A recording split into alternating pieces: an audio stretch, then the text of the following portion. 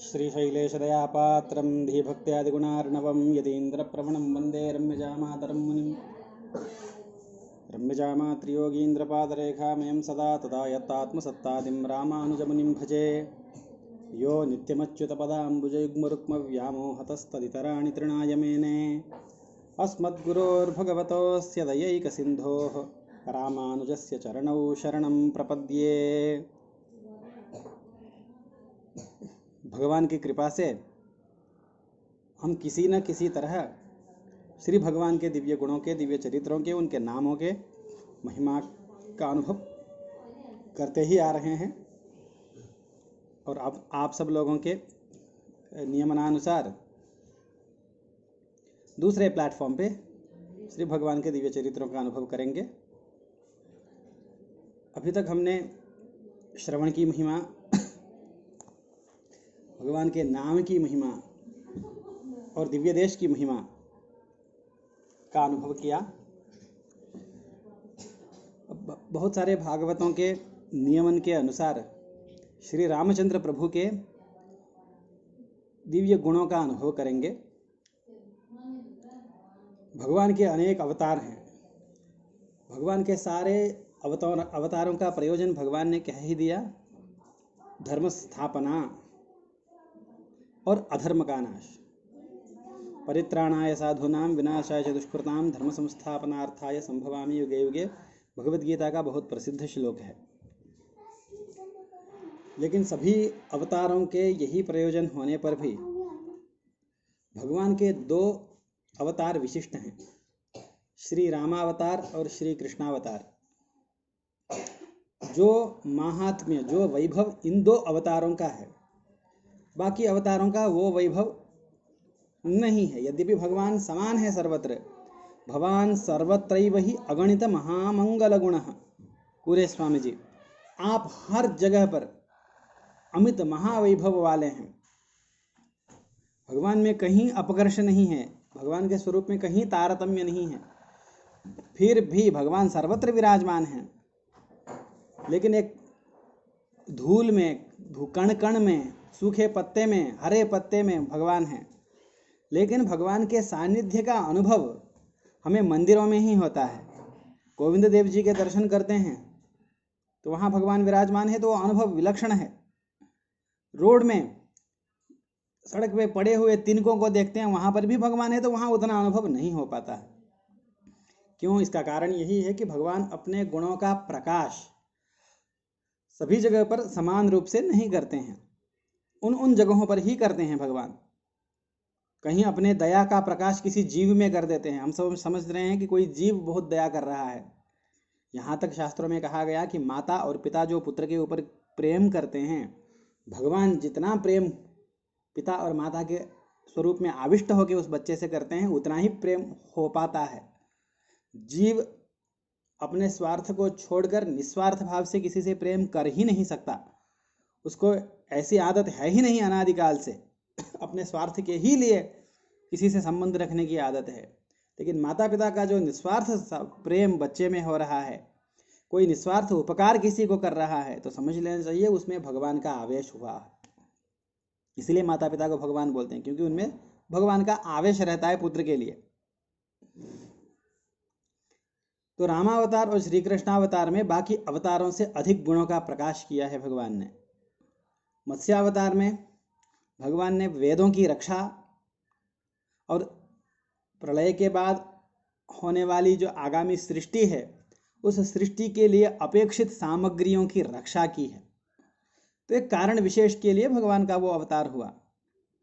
कूर्मावतार हम सब जानते हैं, समुद्र मंथन के समय मंदराचल को धारण करने के लिए हुआ। चतुर्दश भुवन मंडल को नियंत्रित करने के लिए, उनको आधार प्रदान करने के लिए श्री कूर्मावतार हुआ भगवान का।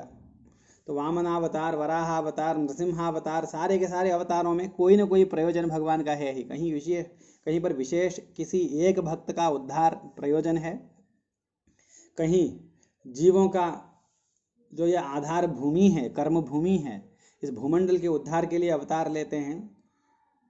लेकिन समस्त जीवों के उद्धार के लिए केवल उस अवतार काल में न हो करके बाद में होने वाले जीवों के भी लिए अवतार करके विभिन्न प्रकार के लीलाओं को प्रकटित करके अपने चरित्र से लोगों के हृदयों को अपने ओर खींचने के लिए जो भगवान ने अवतार लिया है वो दो ही अवतार है, श्री राम अवतार और श्री कृष्ण अवतार। हमारे ऊपर इन दोनों अवतारों का उपकार बाकी अवतारों से बहुत विलक्षण है। इनके सौंदर्य, इनके हाव भाव, इनका त्याग, इनकी हंसी, इनकी चेष्टाएं सब हमारे लिए बहुत उपकारी है। अभी तो अधरम मधुरम में हसितम मधुरम गमनम मधुरम, सब कुछ तो मधुर ही मधुर है। हमें अभी तक भगवान का वो दिव्य सौंदर्य आज तक हमको अपने और बरबस खींच ही रहा है। इसलिए इन दोनों अवतारों का जो महात्म्य है वो बाकी अवतारों में नहीं है। उसमें भी यद्यपि दास को प्रिय अवतार श्री कृष्णावतार ही है, लेकिन अभी प्रसंग श्री रामचंद्र जी का है, रामचंद्र सरकार का है, उनका वैभव बताना है। इसीलिए कृष्णावतार से भी रामचंद्र जी का गुण, रामचंद्र जी ने अधिक गुण का प्रकाश किया है, ये बताया जाएगा। हालांकि दोनों एक ही हैं, इसमें यह नहीं समझना चाहिए कि नृसिंहावतार का अपकर्ष हो गया, मत्स्यावतार का अपकर्ष हो गया, ये नहीं। सर्वत्र भगवान समान ही हैं। फिर भी उस रूप में जो भगवान ने गुणों को प्रकाशित किया है, उन गुणों के अनुभव करने से हमारे हृदय में भगवान के किसी न किसी रूप के प्रति प्रेम उत्पन्न हो जाए, इसलिए उन गुणों का कथन किया जाता है, न कि दूसरे अवतारों में ये गुण नहीं है बोलने के लिए। कृष्णावतार बहुत प्रसिद्ध है। कृष्णावतार में भगवान ने जो एक अपने ऐश्वर्य को लुटाया है वो अन्यत्र दुर्लभ है, बात सत्य है। भगवान का सबसे बड़ा ऐश्वर्य क्या है? भगवान का सबसे बड़ा ऐश्वर्य है मोक्ष प्रदत्व, मोक्ष को प्रदान करने का अधिकार, यही सबसे बड़ा ऐश्वर्य है भगवान का। और कौन कर सकता है? तो इसको भगवान ने एकदम लुटा दिया, खोल दिया अपने हृदय को, अपने दरवाजे को, अपने खजाने को। पूतना सामने आई, उसको भी मोक्ष। शकटासुर आया तो उसको भी मोक्ष। तृणावर्त आया तो उसको भी मोक्ष। गोपियां, उनको भी मोक्ष। सबको मोक्ष, जो जो सामने आए सबको मोक्ष देते गए भगवान। तो इतना औदार्य भगवान ने प्रकटन किया श्री कृष्णावतार में। लेकिन इतने होने के बावजूद राम जी में औदार्य गुण अधिक दिखाई पड़ता है। वो कैसे? राम जी ने तो इस प्रकार जो जो दिखता है उसको मोक्ष दिया नहीं। वो तो मर्यादा में बंधे हुए रहे, मर्यादा में बंध करके अपने चरित्र का प्रकाशन किया श्री रामचंद्र सरकार ने। सारे मनुष्य मर्यादाओं का पालन किया, संसार के धर्मों का पालन किया, लोक रीतियों को निभाया। कहीं पर भी लोक रीति को, संसार की मर्यादाओं को, यहाँ के धर्मों को तोड़ा नहीं रामचंद्र प्रभु में। इसलिए तो मर्यादा पुरुषोत्तम कहे जाते हैं। लेकिन उस मर्यादा में बंधकर भी उन्होंने जो औदार्य दिखाया है वो परम विलक्षण है, वो अनन्य साधारण है। वो कोई नहीं कर सकता, किसी में दिखा ही नहीं। भक्तों को ऐसा अनुभव भी विरले ही हुआ है कि अन्यत्र ऐसा औदार्य दिखाई पड़े। श्री कृष्णचंद्र प्रभु कहते हैं सबको मोक्ष तो देते हैं, लेकिन खुद को देने की बारी होती है, खुद के प्रेम को देने का अवसर आता है तो श्री कृष्णचंद्र प्रभु संकुचित हो जाते हैं। कान्हा संकोच कर लेता है, अपने प्रेम हर किसी को देता नहीं, प्रेम लुटाता नहीं है। वो अपने आप को देता नहीं है किसी को, गोपियों को देता है, अष्टमहिषियों को देता है, अपने 16,000 पटरानियों को देता है, नंद बाबा यशोदा मैया को देता है, सुदामा को अपने खुद को देता है, उद्धव जी को देता है। लेकिन सबको लुटा दिया हो ऐसा नहीं, अपने सौंदर्य का भान सबको करा दिया हो ऐसा नहीं है। रुक्मिणी जी का भाई भगवान के लिए कहता है कि वो तो काला है, दिखने में सुंदर नहीं है, टेढ़ा चाल चलता है। श्री कृष्णचंद्र प्रभु रुक्मी को सुंदर नहीं लगा, दुर्योधन को सुंदर नहीं लगे कभी। जो जो अधिकारी है उन अधिकारियों को अपने अधिकार के अनुसार सुंदर लगे, सबको एक समान सुंदर भी नहीं दिखे भगवान। मल्लानाम अशनि श्लोक प्रसिद्ध ही है।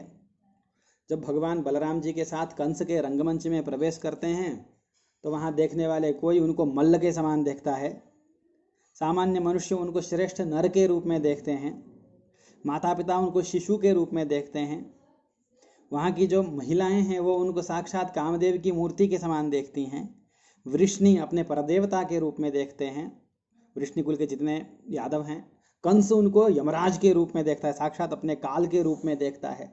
तो देखने वाले कुलालों के हिसाब से भगवान सबको अलग अलग दिख रहे हैं, सबको अपने सौंदर्य से मोहित कर रहे हो,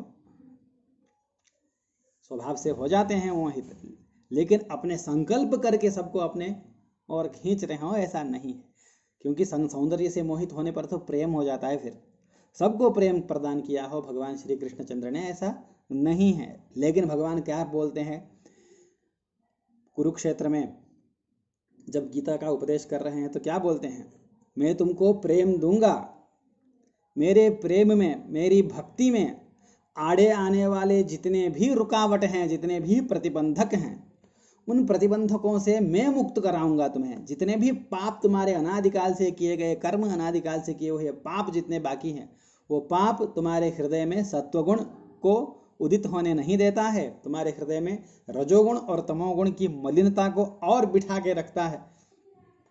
तो उन पापों से मैं तुम्हें मुक्त करा देता हूँ, उन पापों से मुक्त होते ही तुम्हें मेरी भक्ति मिलेगी, मेरी भक्ति मिलते ही मैं मिल जाऊंगा, तू चिंता मत कर। इसके लिए तुम्हें एक चीज करना है, क्या, मेरी शरणागति करनी है। तो सर्वधर्मान परित्यज्य मामेकम शरणम, जो बहुत प्रसिद्ध श्लोक है, अहम त्वा सर्व पापेभ्यो मोक्षयिष्यामि, वहाँ संकल्प ले रहे हैं, प्रतिज्ञा कर रहे हैं, मैं तुझे सारे पापों से मुक्त कर दूंगा, तब मैं पापों से मुक्त होने पर तुझे भक्ति प्रदान करूंगा, भक्ति प्रदान करने पर मैं तुझे मिल जाऊंगा, माँ शुचः, इसलिए तू शोक मत कर। ऐसा भगवत गीता भाष्य के अनुसार सर्वधर्मान श्लोक का यह अर्थ हुआ कि भगवान अपने प्रेम देने के लिए, प्रेम के भक्त के हृदय में प्रेम जगे किसी जीव के हृदय में, उसके लिए उसके जो कर्म आड़े आते हैं, पुराने पाप आड़े आते हैं, हृदय में प्रेम को जगने नहीं देते हैं, जिस हृदय में राग द्वेष असूया क्रोध यही सब भरा हुआ है, वहाँ भगवत प्रेम, निर्मल प्रेम जगे, यह संभव नहीं है। तो उस हृदय में से सारे के सारे जितने भी प्रेम विरोधी तत्व हैं, पाप है, उस पाप को मैं हर लेता हूँ, उस पापों से मैं तुझे मुक्त कर देता हूँ, ये संकल्प किया भगवान ने, श्री कृष्ण ने। लेकिन भक्तों का अनुभव श्री भगवान कृष्ण को लेकर ऐसा नहीं है, भक्तों का ऐसा अनुभव नहीं है उनको लेकर। प्रतिज्ञा किया उन्होंने, लेकिन उस प्रतिज्ञा का पालन देख रहे हैं सारे के सारे भक्त श्री रामचंद्र प्रभु में।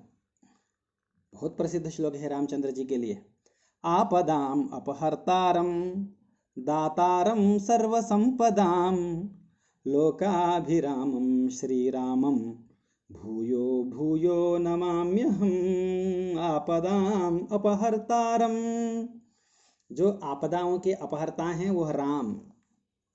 सबसे पहले भगवान कृष्ण ने कहा, तुम प्रेम करो मुझसे, प्रेम करते समय अगर प्रेम जगे नहीं, उस साधना में, भक्ति साधना में, तुम भक्ति में लगो पहले, भक्ति साधना में अगर कोई पापों के कारण तुम रुक जाते हो, बीच में पाप आ जाते हैं, तो उन पापों से मैं तुझे मुक्त कर दूंगा, ये कहा भगवान ने। लेकिन श्री रामचंद्र प्रभु के लिए भक्तों का अनुभव क्या है, जिनके पाप मुक्त होने हैं, जिनको भक्ति करना है, उनका अनुभव क्या है।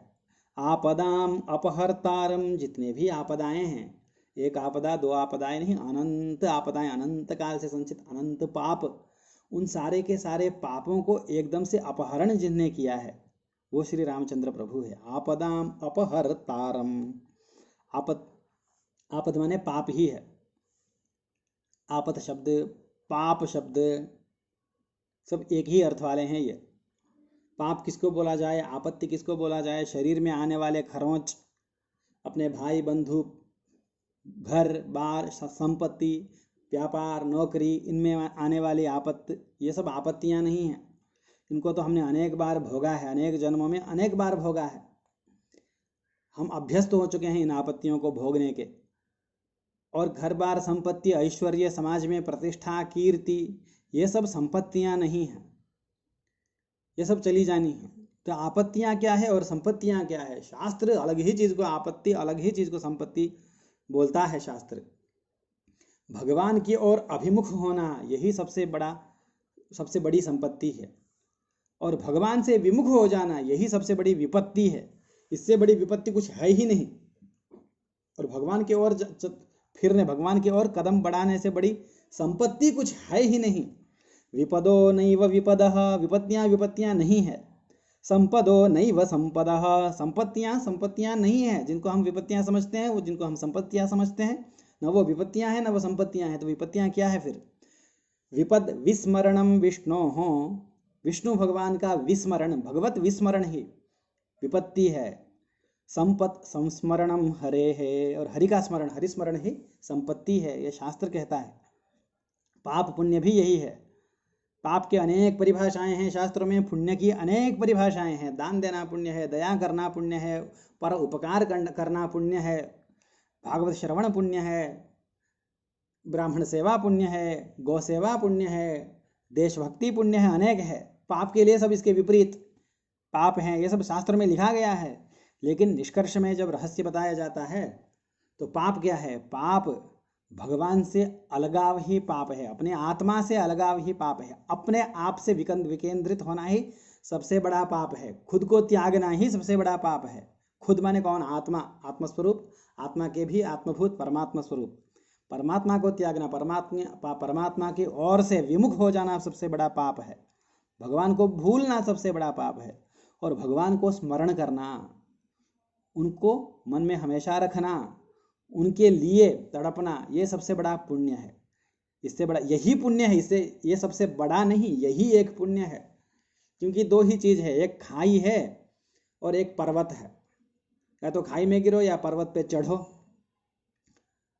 तो जो चीज हमें नीचे नीचे की ओर ले जाती है वो सब पाप है, जो हमें ऊपर ऊपर ले जाते हैं वो सब पुण्य है। नीचे की ओर ले जाने वाला सब क्या है? भगवत विमुखता ही नीचे की ओर ले जाता, संसार गर्त में हमें खींच ले जाती है भगवत विमुखता, और भगवान की ओर सम्मुखता ही हमें पर्वत में और चढ़ाती है, हम ऊंचाइयों तक पहुंचते हैं। इसलिए यही पाप है, भगवत विमुखता ही पाप है, बाकी कोई पाप नहीं। वही भगवत विमुखता होने से ही सारे पाप बनते हैं, और भगवान का सम्मुख होना यही सबसे बड़ा पुण्य है, यही सबसे बड़ी संपत्ति है। सारे आपत्तियों को हरने वाले हैं श्री राम जी, माने सारे पापों से हमें मुक्त कराने वाले श्री राम जी है, यह अर्थ हुआ। जो भगवान श्री कृष्ण ने कहा था, अहं त्वा सर्व पापेभ्यो मोक्षयिष्यामि, मैं तुझे सारे पापों से मुक्त करा दूंगा, प्रतिज्ञा उन्होंने किया। प्रतिज्ञा का पालन राम जी कर रहे हैं, ऐसा भक्तों का अनुभव है। आपदाम अपहर्तारम, हमारे सारे के सारे पापों से हमें मुक्त कराने वाले, हमारे पापों को हरने वाले श्री रामचंद्र प्रभु। और भक्ति प्रदान करते हैं कि नहीं करते हैं? भक्ति बांटते हैं कि नहीं? अपने आप अपने स्वरूप का अनुभव कराते हैं कि नहीं? तो बिल्कुल कराते हैं। दातारम सर्व संपदाम, सारे संपत्तियों को प्रदान करते हैं। भगवान ने क्या संपत्ति नहीं प्रदान की? विश्वामित्र जी को यज्ञ रक्षा, अपने यज्ञ को बचाना था, तो विश्वामित्र जी को बचा लिया, उनके यज्ञ की रक्षा करके।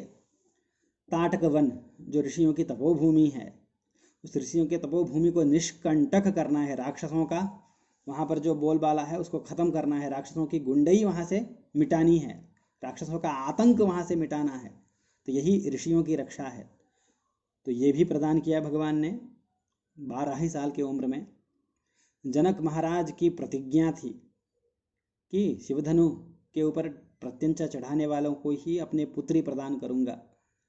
तो उनको बड़ी चिंता हो रही, पुत्री बड़ी होती जा रही है और शिवधनु में प्रत्यंचा चढ़ाने वाला कोई है नहीं। तो राम भगवान ने जनक जी को सत्य किया, उनके वचन को सत्य बनाया। परशुराम जी का जो अहंकार था उनको तोड़ा। बाद में अपने लीलाओं में सुग्रीव, विभीषण आदि को राज्य सुख, इस संसार का जो सुख है, राजा होने का सुख, वो प्रदान किया। दशरथ जी को अनेक वानरों को, अनेक राक्षसों को जो वीरगति को प्राप्त हुए हैं, उनको उत्तम स्वर्ग प्रदान किया, स्वर्ग सुख प्रदान किया।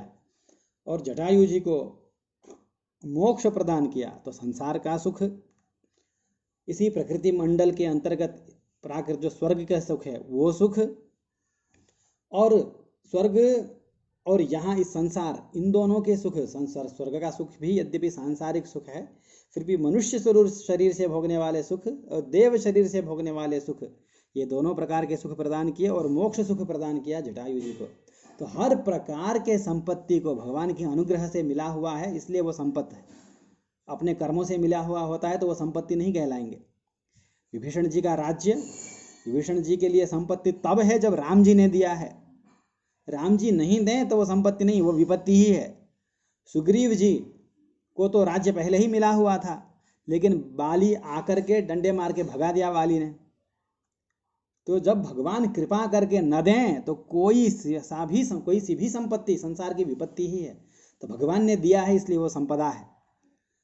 तो सुग्रीव और विभीषण जी को लौकिक संपदाएं, वानरों को, राक्षसों को, दशरथ जी को स्वर्ग की संपदाएं, और जटायु जी को सबसे उत्तम मोक्ष संपत्ति ये प्रदान किया। तो दातारम सर्व संपदाम। और उसके बाद इतने ही नहीं, संपदों में भी सबसे बड़ी संपद, श्री में सबसे बड़ी श्री क्या है? वेद क्या कहता है?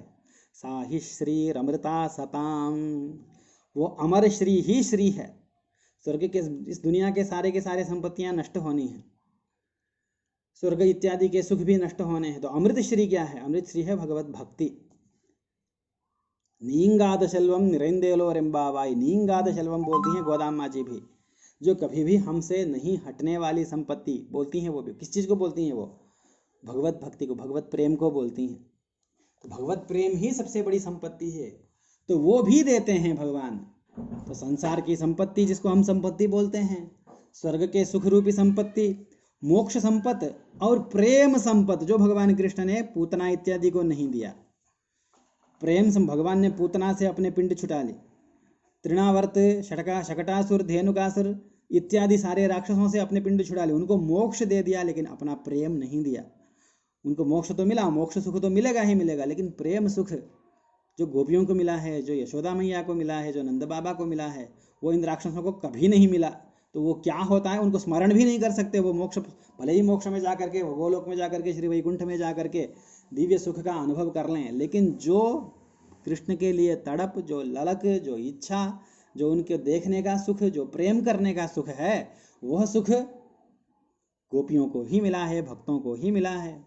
भगवान कृष्ण ने वो सुख उनको नहीं दिया। लेकिन श्री रामावतार में भगवान वो भी सुख बांटते हैं, सबको बांटते फिरते हैं, सबको सारी हर प्रकार की संपदाएं देते हैं। भगवान श्री राम सबको भक्ति प्रदान करते हैं। तो भगवान ने किसको भक्ति प्रदान किया? तो जन्म लेते ही कौशल्या माता को। जिनने श्री रामचंद्र प्रभु को देखा सब उनके भक्त हो गए। भक्ति का जो है सबसे बड़ा विरोधी संसार की वासनाएं नहीं है, भक्ति का सबसे बड़ा विरोधी ज्ञान निष्ठा है। जो ज्ञानी है उसको भक्त बनाना सबसे कठिन है। जिसको आत्मस्वरूप में, खुद के जीवात्म स्वरूप में, प्रत्येक आत्म स्वरूप में जिसकी निष्ठा है, मैं अपने स्वरूप को देखूं, तो उसी में साधना कर रहा है, वो भक्ति करे, भगवान से प्रेम करने लग जाए, ये बहुत ही दुर्लभ है। उन तक को, ऐसे ज्ञानी तक को भगवान ने, श्री रामचंद्र प्रभु ने अपना भक्त बना दिया। किसको? श्री जनक महाराज को, विश्वामित्र महाराज, दशरथ, महारानी कौशल्या, अपनी तीनों बाकी माताएं, पूरे कौशल देश के वासी, मिथिला के वासी, जंगल के सारे ऋषि मुनि लोग, इनको तो भगवान ने अपना भक्त बनाया ही बनाया, जिनने रामचंद्र प्रभु को देखा। महाराज जनक भी इनके भक्त हो गए। महाराज जनक तो भक्त हो ही गए, परशुराम जी भी इनको देख करके इनके सौंदर्य से मोहित हो गए। परशुराम जी भी, उनके भी हृदय में प्रेम जगा। और जब जंगल में आते हैं रामचंद्र प्रभु, अरण्यकांड के प्रारंभ में ही, रूप संहननम लक्ष्मीं सौकुमार्यं सुवेशतां ददृशुर्विस्मिताकाराः रामस्य वनवासिनः। वनवासी राम के सौकुमार्य को देखा, रूप लक्ष्मी को, रूप सौंदर्य को देखा, रूप संहननम भगवान की आकृति को देखा, लक्ष्मी उनके दिव्य मंगल विग्रह की शोभा को देखा, सौकुमार्यम सुकुमारता को देखा, और सुवेशता को देखा। क्या वेश है उस समय, एक वृक्ष के छाल को पहने हुए हैं, कमर से घुटनों तक, ऊपर नंगे हैं, सिर के ऊपर जटा है, क्या तो पहने, कुछ तो नहीं पहने, फिर भी सुवेशताम, सुवेश दिखे भगवान। किसने देखा, तदृशुर विस्मिताकारः, विस्मित आंखों से देखा। किन्होंने देखा, स्वर्ग पर्यंत, ब्रह्मलोक पर्यंत देखने वाले जो ऋषि वहाँ तपस्या कर रहे थे उन लोगों ने देखा, इतना ही नहीं। ऋषि पत्नियों ने देखा, इतना ही नहीं। जो वहाँ पर साधना सीखने के लिए आए थे ब्रह्मचारी, उन्होंने देखा, इतना ही नहीं। जो एक दो राक्षस के गुप्तचर थे उन्होंने देखा, इतना ही नहीं। विस्मित होकर किन्होंने देखा, वहाँ के जो बाघ, भालू, हरिण, खरगोश, चीता, जितने भी प्राणी थे सबने देखा। रामस्य वनवासिनः बोलते हैं वाल्मीकि जी, जितने वनवासी है, जिनको सौंदर्य माने क्या है पता ही नहीं, उन लोगों ने भी श्री भगवान के रूप सौंदर्य को देखा, विस्मित होकर देखा, तुरंत लट्टू हो गए, तुरंत प्रेम करने लग गए भगवान से। तो ये प्रसिद्ध ही है, अरण्यकांड में जो दंडकारण्य के ऋषि थे, भगवान के कृपा से भगवान को प्रार्थना करके वो अगले जन्म में गोपी बन के आए हुए हैं। तो रामचंद्र जी को अपना पति मान लिया ऋषियों ने, इतना सौंदर्य उनको देख के वो आश्चर्यचकित हो गए। उनको प्रेम भगवान ने वहाँ प्रदान किया। शूर्पणखा को प्रेम प्रदान किया। शूर्पणखा जब भी भगवान का वर्णन करती है, वो बाद में तो बोलती है दुष्ट है, मनुष्य है, उसको खा जाओ, मार डालो, लेकिन जब शुरू करती है शिकायत करना तो क्या बोलती है, तरुणौ रूप संपन्नौ, रूप सौंदर्य संपन्न है वो दोनों। उनके सौंदर्य ने आकृष्ट किया, शूर्पणखा को प्रेम प्रदान किया उसके हृदय में।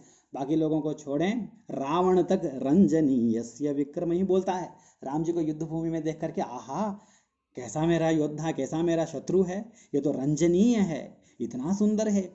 उसके हृदय में भी प्रेम जग गया। इस प्रकार सारी मर्यादाओं को रखते हुए सबको अपने सौंदर्य का अनुभव करा रहे हैं भगवान। बोलते तो हैं कि मैं सीता जी को छोड़ करके किसी का हूँ नहीं, लेकिन नंगे होकर के घूम रहे हैं, अपने दिव्य मंगल विग्रह का अनुभव करा रहे हैं, अपने सौंदर्य का अनुभव करा रहे हैं सारे के सारे प्राणियों को। क्योंकि प्रेम सिद्धि का फल क्या है, मोक्ष प्राप्ति नहीं है, भगवत प्राप्ति है। भगवान अपने आप को भोग्य बना देते हैं, इसलिए भक्त लोग अनुभव कर रहे हैं भगवान के इस गुण को लेकर। सारी संपदाओं को तो देते ही हो आप, लोकाभिरामम, आप लोक अभिराम हो। बाकी किसी योग्यता को देखे बगैर, जो लोकयंती लोकाः, जो देखते हैं वो लोक हैं। लोक शब्द का अर्थ है देखने वाले, देखने वालों के लिए आप अभिराम हो। जो भी देखने का सामर्थ्य है तो उसके लिए आप अभिराम बन जाते हो, भोग्य बन जाते हो, सबके लिए भोग्य हो। जैसे श्री सीता जी के लिए आप भोग्य हैं, वनवासी भालुओं के लिए वैसे ही भोग्य हैं। लोकाभिरामम श्री रामम, सीता जी सहित जो श्री रामचंद्र प्रभु है। वहाँ गीता में भगवान ने कहा मामेकम, मैं अकेला हूँ, लेकिन यहाँ भक्तों का अनुभव है श्री रामम, सीता सहित राम जी। श्री रामम, इस भगवान को एक बार नमस्कार करने से नहीं होगा। बोले तो हैं भगवान सग्रदेव प्रपन्नाय, एक बार मेरे पास आओ, लेकिन भक्त बोल रहे हैं भूयो भूयो भूयो नमामि, हम बार बार नमस्कार करते हैं। तो ये जो भगवान का औदार्य गुण है, वो बाकी अवतारों में बिल्कुल इस प्रकार का औदार्य मिलता नहीं है। प्रेम प्रदान और स्वयं को प्रदान, स्वयं के सौंदर्य के, स्वयं के अपने दिव्य मंगल विग्रह को अनुभव कराने का जो औदार्य है, वो औदार्य अन्य अवतारों में दुर्लभ है। आज हमने लोगों ने भगवान के इस औदार्य गुण का अनुभव किया। बाकी अब भगवान के त्याग आदि गुणों का अनुभव करेंगे। जय श्रीमन्नारायण।